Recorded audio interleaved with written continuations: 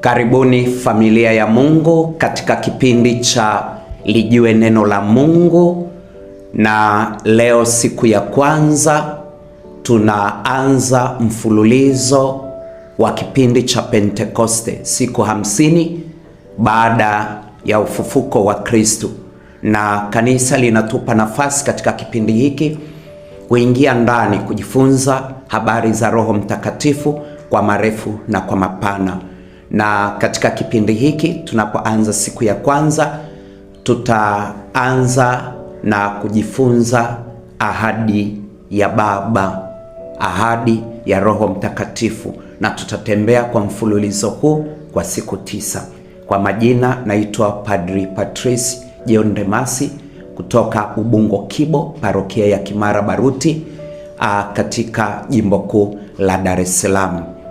Ni kipindi muhimu sana kwa habari za Roho Mtakatifu,